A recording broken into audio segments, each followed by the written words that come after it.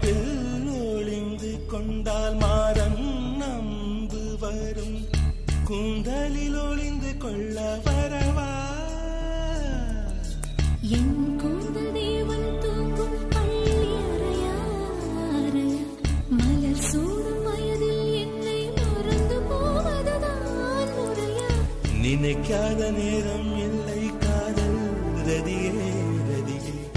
உன் பெயரை சொன்னால் போதும் என்று வழிவிடும் காதல் நதியே என் சுவாசம் உன் மூச்சில் உன் வார்த்தை என் பேச்சில் 5-6 நூற்றாண்டு வாழ்வோம்